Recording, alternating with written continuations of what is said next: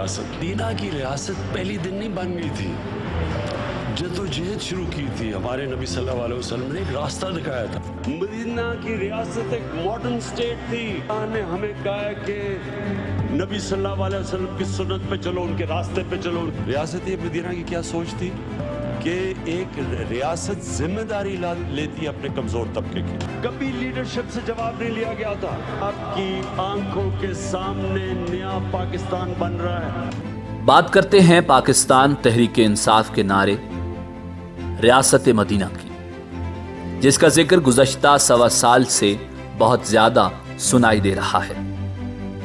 امن و امان سے لے کر ریاستی اداروں کی کارکردگی تک اور حکومتی زعماء کے بیانات تک, معاملات سے اقتصادیات تک, نعروں سے لے کر پی ٹی آئی حکومت کے اقدامات تک, ہر جگہ ریاست مدینہ کا نام استعمال ہو رہا ہے. مگر آئے دن ہونے والے واقعات کو اگر بغور دیکھا اور لمحہ بھر کے لیے سوچا جائے تو معلوم یہ ہوتا ہے کہ جیسے ماضی میں جنرل ضیاء الحق نے اسلام نامی چورن بیچ کر قوم کو بے وقوف بنایا اور اسلام کے نام پر قوم کو لسانی, مذہبی اور فرقہ وارانہ بنیادوں پر تقسیم کر کے اپنا الو سیدھا کیا. I said first and foremost, I will bring back the Islamic values. I will venture for the Islamization of laws and bring in Islamic values. اسی طرح عمران خان بھی قوم کو ریاست مدینہ کا نام لے کر مدینہ کی بجائے کسی ایسے دشت میں لے آئے ہیں کہ جہاں نہ روزگار, نہ روٹی, نہ پینے کو پانی, نہ بیماری کی صورت میں علاج معالجہ, نہ مدرسوں کی تعمیر ہے.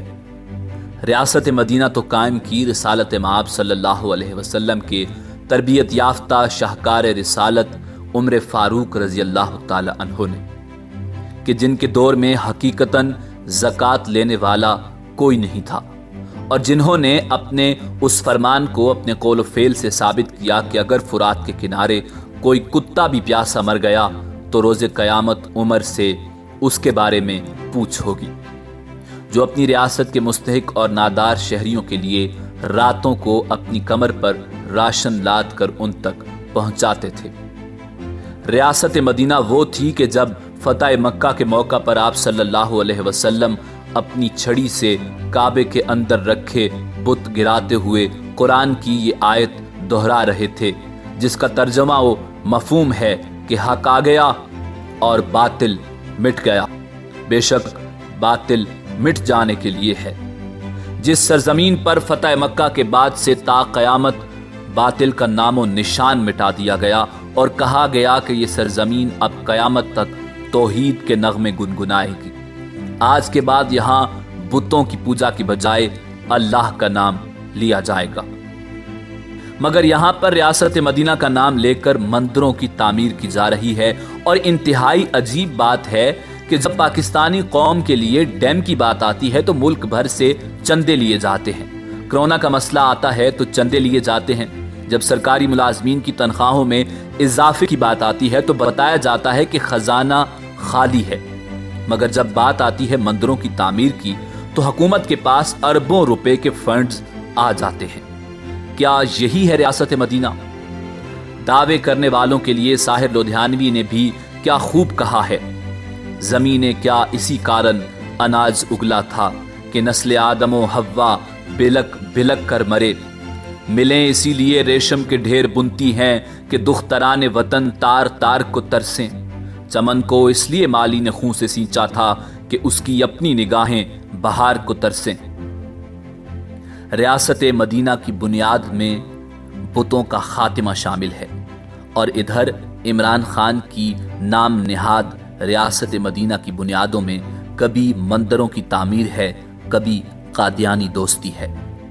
وہ ریاست مدینہ اور تھی جس میں کہا جاتا تھا کہ اگر فرات کے کنارے کوئی کتا بھی پیاسا مر گیا تو روز قیامت عمر سے اس کے بارے میں پوچھ ہوگی. جو اپنی ریاست کے مستحق اور نادار شہریوں کے لیے راتوں کو اپنی کمر پر راشن لاد کر ان تک پہنچاتے تھے. مگر اس نام نہاد ریاست مدینہ میں تو صرف 1 سال سے صنعتیں بند ہو رہی ہیں.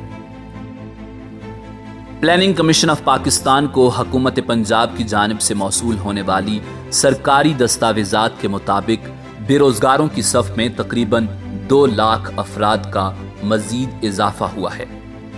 अगस्त 2018 से अगस्त 2019 तक एक साल के अंदर मजमूई तौर पर पैदा होने वाली 4.7% नई बेरोजगारी के मुकाबले में 44 शुगर मिलों में 23.4%, ज़रई मशीनरी के शोबे में 30%, प्लाईवुड इंडस्ट्री में 39%, डेयरी की सनत में 23.4%, स्टील मिल्स में 10%, काटन टेक्सटाइल में 5.6% मुलाजमीन बेरोजगार हुए। ये सिर्फ 8 शोबों के आदाद शुमार हैं जो मुंतखब कारखानों के मालकान के फराहम करदा हैं, जबकि काटेज इंडस्ट्री और दीगर शोबों का डेटा नहीं लिया गया। अगर मुल्क की तमाम सनतों का मुकम्मल सर्वे किया जाए तो ये तादाद कई गुना ज्यादा निकलेगी। प्लानिंग कमीशन ऑफ पाकिस्तान की एक रिपोर्ट के मुताबिक मुल्क भर में लार्ज स्केल इंडस्ट्री के बड़े 15 शोबों की पैदावार गुज़श्ता एक साल के दौरान 6% से जायद गिरी है। रियासत मदीना में इसी रिपोर्ट के मुताबिक कूड़ादानों में फेंके गए खानों से बची कुची अशिया खाने वालों की तादाद में इजाफा हो रहा है। बात हो रही थी रियासत मदीना की। यह है इमरान खान की वो रियासत मदीना जिसका चूरन वो अगस्त 2018 से अवाम को खिला रहे हैं, मगर अमली तौर पर उनके सारे इक़दामात इसके मुनाफी हैं। रोटी इंसान का सबसे बड़ा मसला है जो नस्ल इंसानी के हर दौर में और ता क़यामत मजहब, रंग, नस्ल, ज़बान, सिनफी इम्तियाज और रियासत के फ़र्क के पूरी दुनिया के इंसानों का मुश्तरका और अव्वलीन मसला है। बाकी तमाम मसाइल इसके इर्द गिर्द घूमते हैं, मगर अफसोस रियासत मदीना का नाम इस्तेमाल करके अपनी दुकानदारी चमकाने वालों और दरबारी मौलवियों के जो सरकार की नज़र इस जानिब आने ही नहीं दे रहे। और रियासत इमरानिया में सालाना लाखों के हिसाब से लोग बेरोजगार हो रहे हैं। सिर्फ सब्जी की मिसाल ले लें, गरीब का मन भाता खाना जो हाल सब्जी की कीमत का जा रहा है, खतरा है कि कल कहीं सब्जी भी हमें सोने चांदी के जेवरात की तरह शोकेसों में ही न दिखाई देने लगे।